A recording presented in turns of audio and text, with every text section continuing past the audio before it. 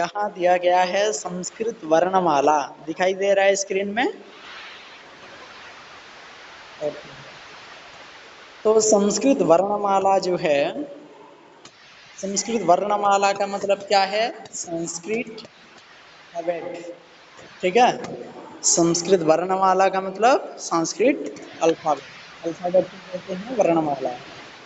तो इसमें संस्कृत वर्णमाला के स्वर वर्ण हैं, ठीक है। कुछ स्वर वर्ण हैं जो कि स्वर वर्णों को क्या कहते हैं? भावल्स कहते हैं, ठीक है। स्वर वर्णों को भावल्स कहते हैं, जो कि इंग्लिश में ए ई आई ओ यू होता है, भावल्स। उसके बाद राइट साइड में दिया गया है व्यंजन वर्ण। हाँ, क्या है राइट साइड में? व्यंजन वर्ण। हाँ, मतलब व्यंजन वर्ण होता है ये।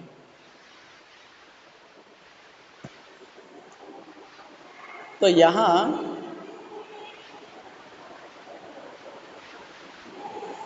व्यंजन वर्ण को क्या कहते हैं? कंसोनेंट कहते हैं, ठीक है। व्यंजन वर्ण को कंसोनेंट कहते हैं, ठीक है। तो सबसे पहले हम स्वर वर्ण की तरह आते हैं। तो स्वर वर्ण जो है, स्वर वर्ण किसे कहते हैं? स्वर वर्ण मतलब क्या है? स्व, हाँ, स्वतः, हाँ, उच्चार्यते।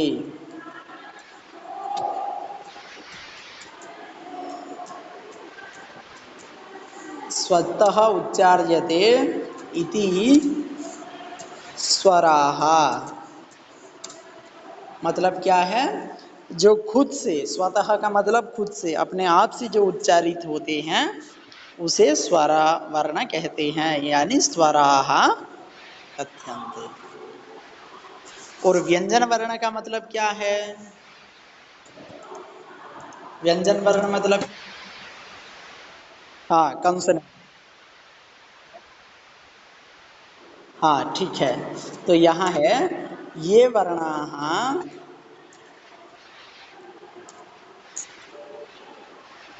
स्वरवर्णस्य सहायताम्, ठीक है। स्वरवर्णस्य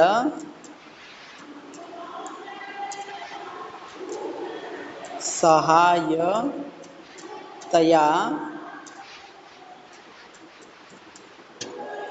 उच्चार्यते, उच्चार्यन्ते ते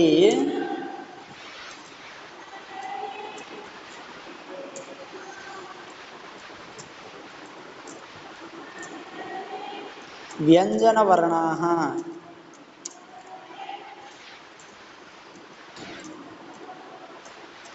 कथ्यन्ते। तो देखो यहाँ जो खुद से यानी अपने आप उच्चारित होते हैं उसे स्वर वर्ण कहते हैं, लेकिन जो वर्ण की स्वर वर्णों की सहायता लेकर उच्चारित होते हैं, प्रोनाउंसिएशन होते हैं, उसे व्यंजन वर्ण कहते हैं, यानी कंसोनेंट कहते हैं। तो यहाँ स्वराः, स्वराः मतलब दो तरीके से हैं। स्वर वर्ण दो प्रकार के हैं, एक है शॉर्ट भावेल्स, ह्रस्व स्वराः। शॉर्ट भावेल्स मतलब ह्रस्व स्वराः। और एक है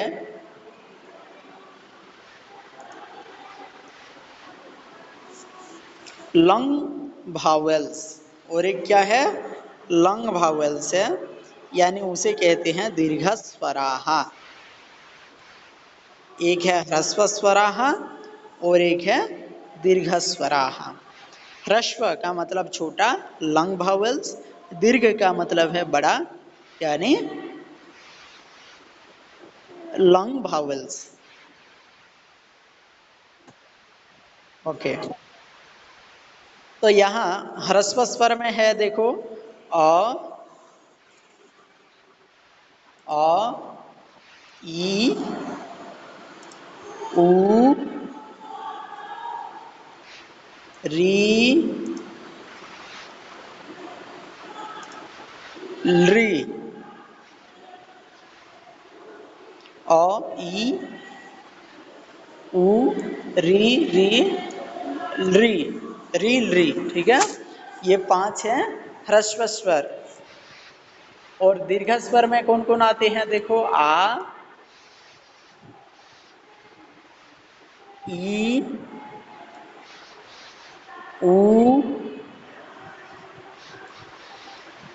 री। ये जो री है यहाँ दीर्घ री है, ठीक है। यहाँ और एक तो ऐसे होगा, इस लैपटॉप में नहीं आ रहा है तो इसलिए ये शॉर्ट दिया हूँ ये यहाँ,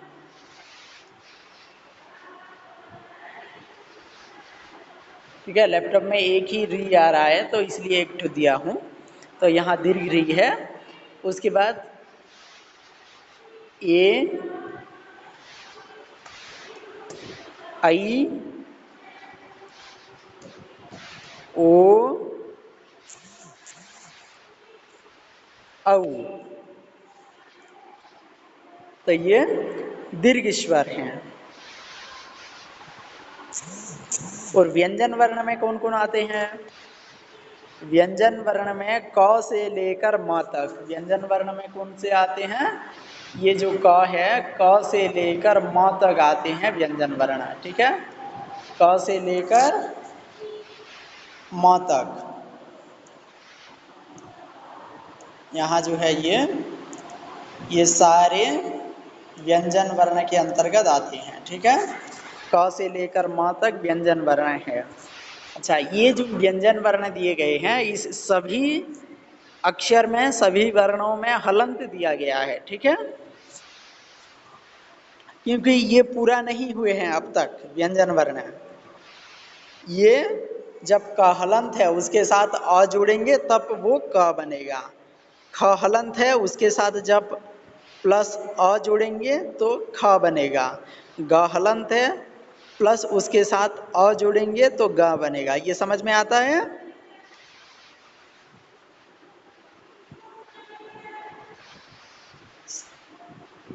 ओके, तो ये हो गया क से लेकर म तक व्यंजन वर्ण है। क ख, क वर्ग, क वर्ग मतलब एक वर्ग में 5 वर्ण होते हैं, ठीक है। एक वर्ग में 5 वर्ण होते हैं तो क वर्ग में क से लेकर 5 वर्ण तक होगा। क ख ग घ ङ। च वर्ग है, च वर्गे पंचवर्णाः सन्ति। च छ ज झ ञ। अनन्तरं ट वर्गः अस्ति। ट वर्गः अस्ति, ट वर्गे ट ठ ड ढ ण इति पञ्चवर्णाः सन्ति। अनन्तरं त वर्गः आगच्छति। त वर्गे त थ द ध न इति पञ्चवर्णाः सन्ति। अनन्तरं प वर्गः अस्ति। प वर्गे प फ ब भ म इति पञ्चवर्णाः सन्ति। तो ऐसे करके 5 पंचा 25, 5 9 जा 5, 5 इंटू 5 इक्वल टू 25, इतने होते हैं व्यंजन वर्ण। उसके बाद ये, हाँ, ये भी व्यंजन वर्ण में आते हैं, ठीक है। ये भी व्यंजन वर्ण में आते हैं जो य र ल व श श श ह होता है। लेकिन अंतःस्थाः मतलब इसका उच्चारण अंतस्थ में होता है, इसलिए अंतस्थाः दिया गया है। या इसका पूरा उच्चारण नहीं होता है, थोड़ा हल्का लगता है। देखो य र ल व, तो इसलिए ये अंतस्थ है। और उष्मा, हाँ, उष्मा वर्ण है श श श ह। और संयुक्त व्यंजनानि, देखो व्यंजन एक है और संयुक्त व्यंजन है। व्यंजन का मतलब जानते हो, जो स्वर वर्णों की सहायता लेकर उच्चारित होते हैं व्यंजन वर्ण हैं। लेकिन संयुक्त व्यंजन का मतलब क्या है, दो व्यंजन वर्णों की सहायता लेकर जो वर्ण बनता है उसे संयुक्त व्यंजन कहते हैं। दो हो सकता है या तीन हो सकता है, इसी प्रकार दो को लेकर जो बना है वही संयुक्त व्यंजन है। जैसे कि क हलंत प्लस श हलंत प्लस अ मिलाकर क्ष बना है। त हलंत प्लस र हलंत प्लस अ, तो इसमें देखो क्ष, क्ष में कौन कौन से व्यंजन हैं? क एक व्यंजन है, श एक व्यंजन है, और त्र, त्र में एक है, त है और एक है र। उसी प्रकार ज्ञ है, ज्ञ में क्या है, ज एक व्यंजन है और न्य एक व्यंजन है, दो, और उसके साथ अ है तो ज्ञ बना है। इतना समझ में आया? ओके। तो यहाँ अगर जैसे कि क हलंत प्लस अ जोड़ते हैं तो क बनता है, ठीक है। अगर यहाँ हम ऐसे करेंगे कि क हलंत प्लस अ, तो यहाँ क्या बनता है, क बनता है। लेकिन क हलंत, ठीक है, क हलंत प्लस आ अगर जोड़ दिया जाए तो यहाँ क्या बन जाएगा, का बन जाएगा, ठीक है। अगर क हलंत प्लस ई, तो यहाँ ई, अगर यहाँ क हलंत प्लस ई, तो यहाँ क्या बन जाएगा, की। इसी प्रकार क हलंत प्लस ऊ, तो क्या बन जाएगा, ऊ। इसी प्रकार क हलंत प्लस दीर्घ ऊज अगर जोड़ दिया जाए तो इसमें हो जाएगा कू। अगर इसमें क हलंत प्लस री अगर जोड़ दिया जाए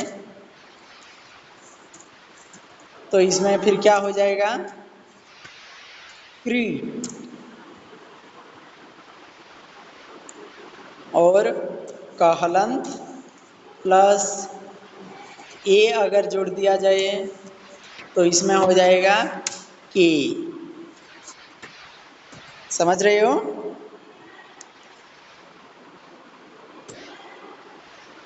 ठीक है। तो इसी प्रकार अगर क हलंत प्लस आई जोड़ दिया जाए तो कई हो जाएगा, क हलंत प्लस ओ जोड़ दिया जाए तो को बन जाएगा, क हलंत प्लस औ जोड़ दिया जाए तो कऊ बन जाएगा, क हलंत प्लस अम जोड़ दिया जाए तो कम हो जाएगा, क हलंत प्लस अह जोड़ दिया जाए तो कहा हो जाएगा। समझ में आया इतना?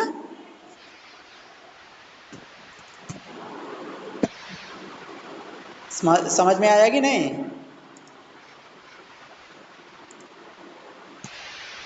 ओके। अच्छा, अब देखते हैं वर्ण विन्यास। क्या करेंगे? वर्ण विन्यास करेंगे, ठीक है। यहाँ है वर्ण विन्यास। वर्ण विन्यास जो है इसमें क्या होता है देखो, जैसे कि मान लीजिए का है, ठीक है, तो का को वर्ण विन्यास करेंगे। विन्यास का मतलब क्या है, विच्छेद करना है, अलग अलग करना है। तो का जो है वो ये का कैसे बना है बताओ?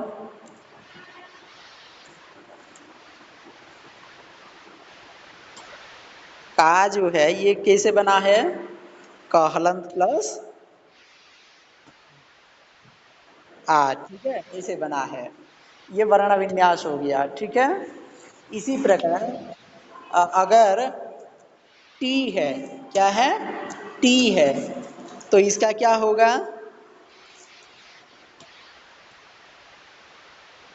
हाँ वेरी गुड, तो यहाँ हो जाएगा, हाँ यहाँ ये टहलंत प्लस ई हो जाएगा, ठीक है, वेरी गुड। तो ये ई है। तो इसी प्रकार वर्ण विन्यास होता है, जैसे कि व्री है, ठीक है, व्री, तो इसका क्या होगा,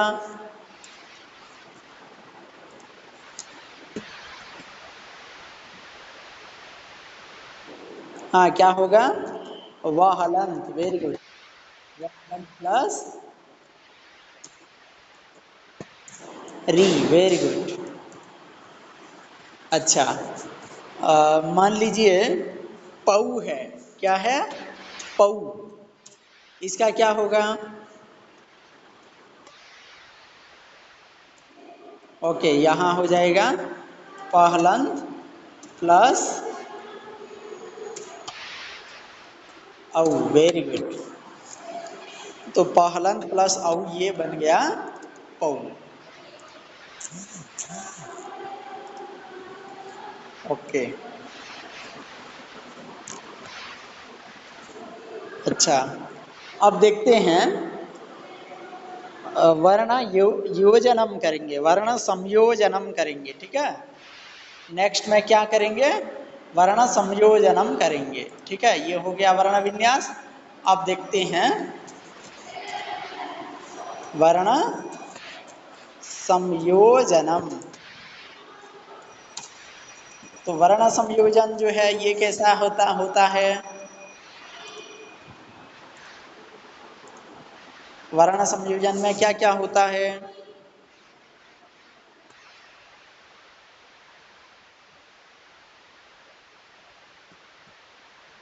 अच्छा हाँ, इसको मिला के लिखना है, योजनम का मतलब जोड़ना, संयोजनम जोड़ना, ठीक है, वर्णों का वर्णों को जोड़ना है यहाँ, ठीक है। जैसे कि र है, रहलंत प्लस आ प्लस महलंत प्लस अह है, तो ये क्या बन जाएगा, वेरी गुड, तो ये बन जाएगा राम, हाँ। अच्छा, एक है अ प्लस तहलंत प्लस रहलंत प्लस अ, तो यहाँ क्या बनेगा ये, अत्र, क्या बन जाएगा, अत्र बन जाएगा, वेरी गुड, बहुत सुंदर। अब देखो ये क्या बनेगा, कहलंत प्लस अ और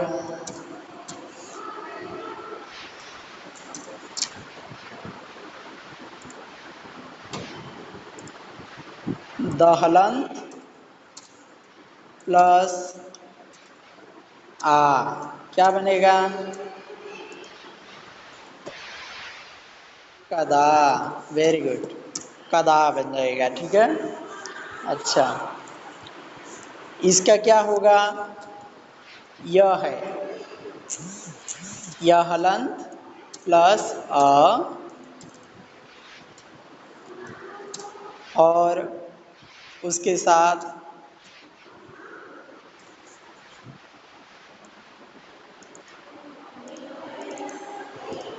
दहलंत प्लस ई, क्या बनेगा,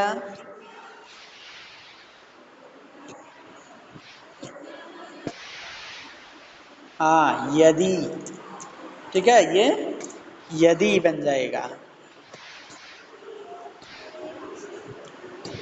अच्छा, तो इसको कहते हैं वर्ण संयोजन। और एक है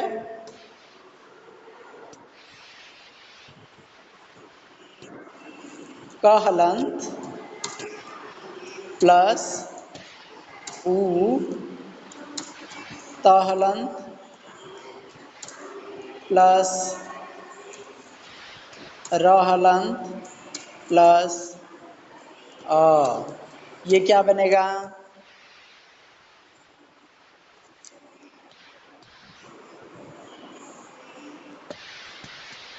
पुत्र। Very good. तो ये बन जाएगा पुत्र।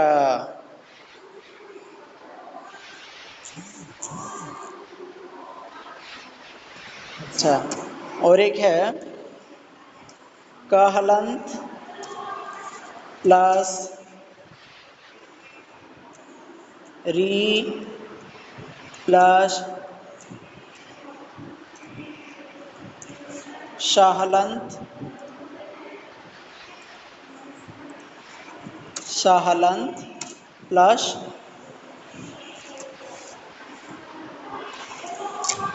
अण हलंत प्लस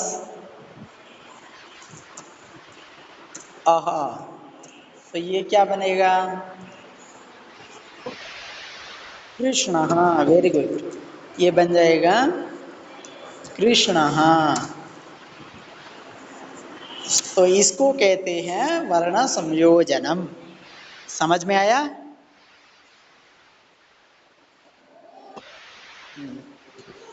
वर्ण विन्यास में अलग अलग करके लिखना होता है, लेकिन वर्ण संयोजन में उस जो दिए गए हैं प्लस प्लस करके उस सब को जोड़ना होता है। जोड़ करके क्या एक नया शब्द बनता है वही हमें लिखना होता है। ठीक है?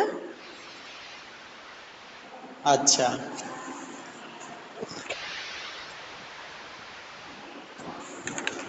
तो इसके लिए मैं कुछ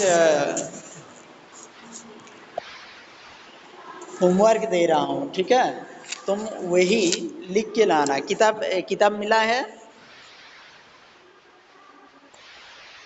अच्छा, तो उसमें जो पेज नंबर 9 है और पेज नंबर 10 है, पेज नंबर 9 और पेज नंबर 10 जो है वही लिखकर लाना है। ठीक है? हाँ, उसको लिखो और भेजो। ओके?